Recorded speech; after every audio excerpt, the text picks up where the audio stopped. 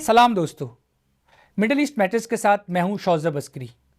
21 सितंबर को पुर्तगाल, बरतानिया, Australia, Canada और फ्रांस ने फ़लस्तीन को एक आज़ाद रियासत के तौर पर तस्लीम करने का ऐलान किया। As Prime Minister of this great country, that the United Kingdom formally recognises the state of Palestine. ये ऐलान यूँ समझिए कि इसराइल और उनके हिमायतियों के लिए एक धमाके से कम नहीं था। इसराइल और उसके हिमायती ये कहते हैं कि इन ममालिक का ये इक़दाम हमास के 7 अक्टूबर 2023 के दहशतगर्दाना हमले का इनाम है, जबकि इन ममालिक का ये कहना है कि उनके इस ऐलान का हमास से या हमास की दहशतगर्दी से कोई ताल्लुक़ नहीं। बरतानिया ने कहा है कि ये ऐलान बहुत ज़रूरी था, अगरचे इसे करते हुए बहुत ताख़ीर हुई। फ़लस्तीन के सफ़ीर जो कि बरतानिया में हैं, उन्होंने कहा है ये हमारे लिए बाल्फोर लम्हा है।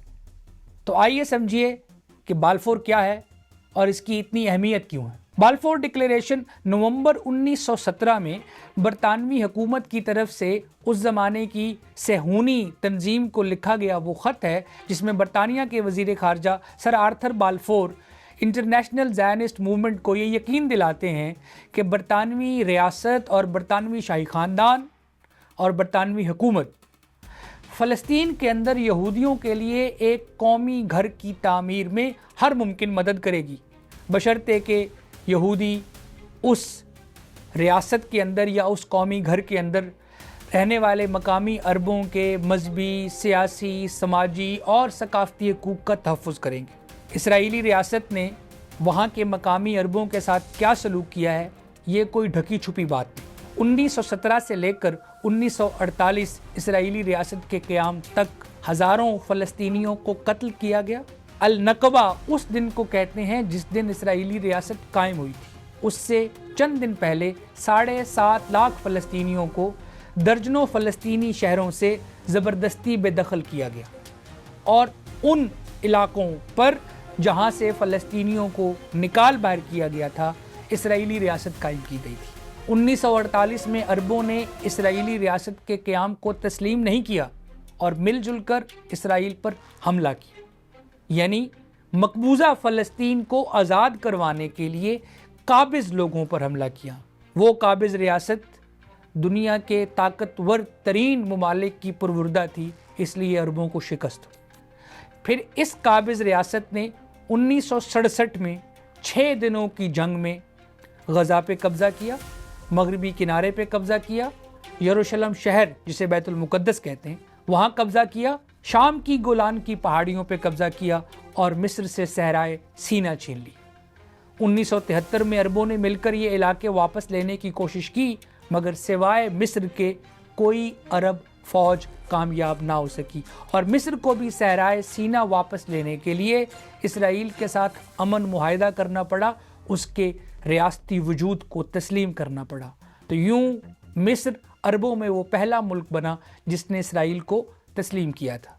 1980 की दहाई में इसराइल ने फ़लस्तीनियों के कत्लेआम के लिए सिर्फ़ फ़लस्तीनी इलाकों तक अपनी कार्रवाइयाँ महदूद नहीं रखी।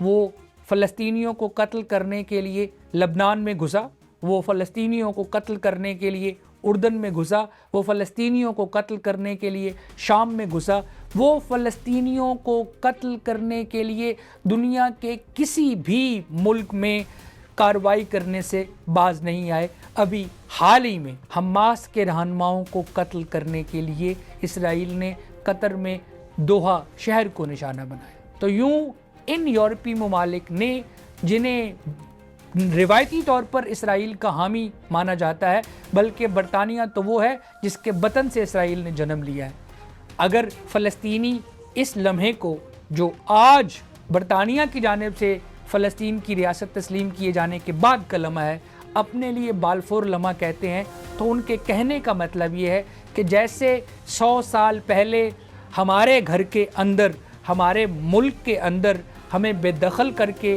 गैरों के लिए एक रियासत के क़याम का ऐलान किया गया था, تو آج برطانیہ 100 سال کے بعد اپنی اس غلطی کی اصلاح کر رہا ہے. ہمیں ہمارے ملک کے اندر وطن فراہم کرنے کا حق تسلیم کر رہا ہے. برطانیہ نے اور دیگر طاقتور یورپی ممالک نے فلسطینیوں کا یہ حق تسلیم کیا ہے. یہ حق تسلیم کیا جانا پہلا قدم ہے. ایسا نہیں ہوا کہ کل برطانیہ فلسطین کے قیام کے لیے اپنی فوجیں بھیج دے گا. نہیں، ایسا نہیں ہوگا. لیکن برطانیہ فلسطینی سفارت خانہ اپنے ملک میں بنائے گا. Portugal, France, Canada, Australia, Spain, Ireland, Malta, Moldova, یہ سارے وہ ممالک ہیں جنہوں نے پچھلے 2 سال کے اندر فلسطین کی ریاست کے حق کو تسلیم کیا ہے. یونائٹڈ نیشنز کی جنرل اسمبلی میں اس وقت 193 ممبر ممالک میں سے 150 سے زائد ممالک ایسے جو فلسطین کی آزاد ریاست کو تسلیم کرتے ہیں.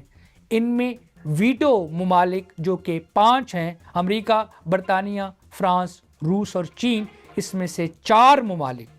برطانیہ اور فرانس کا فلسطین کی ریاست کو تسلیم کرنا UN سیکورٹی کونسل کے مستقل ارکان میں اضافہ ہے. اس وقت یونائٹڈ نیشنز کی سیکورٹی کونسل میں امریکہ تنہا ہے جو اسرائیل کی ریاست کا حامی ہے اور جو فلسطینیوں کی ریاست کے قیام کے اعلان کو نمائشی سمجھتا ہے. آپ یقین جانیے اس وقت اسرائیل اور امریکہ دنیا میں تنہا ہے. مجھے کہہ لینے دیجئے کہ اس وقت ٹرمپ اور نتنیاہو دنیا میں تنہا ہے، کیونکہ اسرائیل کے اندر اسرائیلی فوج اور نتنیاہو کی حکومت پر کافی عرصے سے شدید نکتہ چینی اور شدید تنقید ہے اور لوگ اس کے خلاف سڑکوں پر احتجاج کر رہے ہیں. اور دنیا اب یہ ماننے پر آ چکی ہے کہ یہ حماس اور فلسطینی نہیں جو 2 ریاستی حل کے مخالف ہیں یا اسرائیل کے حق کے ریاست کو تسلیم نہیں کرتے، بلکہ یہ نتنیاہو ہیں جنہوں نے کل رات بھی کہا ہے کہ فلسطینی ریاست، کون سی فلسطینی ریاست؟ ہم کسی فلسطینی ریاست کو نہیں مانتے. ہم غزہ پہ بھی قبضہ کر کے وہاں سے فلسطینیوں کو بے دخل کریں گے اور ہم مغربی کنارے پر بھی اسرائیل کی سوورینٹی ڈکلیئر کر کے وہاں سے فلسطینیوں کو نکال باہر کریں گے. اگر اسرائیل ایسا کرتا ہے جیسا کہ وہ کرنا چاہتا ہے تو ہم دیکھیں گے شاید وہ لمحہ آ جائے جب عرب ممالک جنہیں حال ہی میں امریکہ نے کوئی پٹی پڑھائی ہے اور وہ ابراہیم معاہدے میں شامل ہوئے ہیں، شاید اپنی ان سفارتی غلطیوں پر پشیمان ہوں اور اس اقدام سے پیچھے ہٹ جائیں. UAE نے اور بحرین نے اسرائیل کو یہ کہہ دیا ہے کہ اگر وہ فلسطینی ریاست کے قیام میں ایسی رکاوٹیں ڈالے گا کہ فلسطینی ریاست کے قیام کا محض اعلان ہو جائے اور فلسطینی ریاست قائم کرنا ممکن نہ رہے تو UAE اور بحرین اسرائیل کے ساتھ سفارتی تعلقات توڑ لیں گے. دنیا میں اسرائیل تنہا ہو چکا ہے.